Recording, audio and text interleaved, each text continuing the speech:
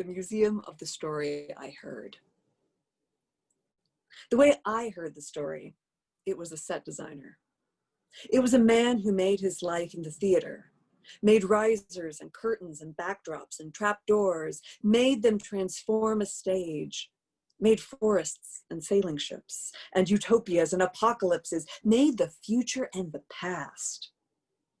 It was such a man, one who made liminal, unearthly spaces, made light and shadow tell a story.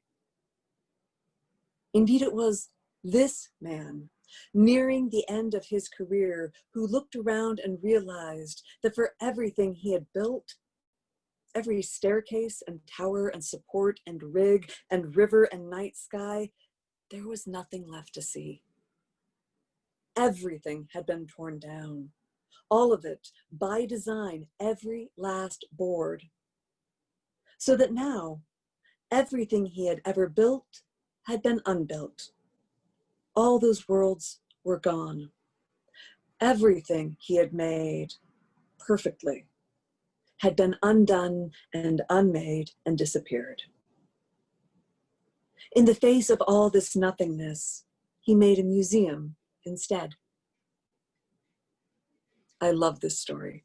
I love its elegance and its revolution. I love a problem neatly solved. I've heard this story from different sources, and on occasion, I have heard it told about other museums. But I do not ever hear this story from him.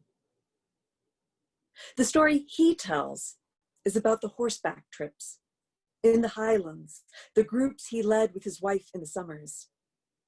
Even in these stories, he does not say everything. He does not talk about their favorite horses. He does not describe those wild places, the ancient tiny mosses, those windswept fragile blanks, the weather changing in an instant, the sideways rain and the sleet frozen hands.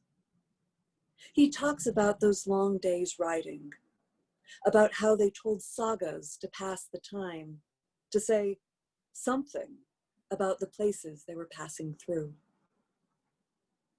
They told about the ugly sun, and the child dead on the ice, and the sorceress queen, and how poetry can save a man's life. They told these stories, and the writers loved them. The man and his wife wondered that their companions hadn't heard them before. These weren't even the obscure sagas.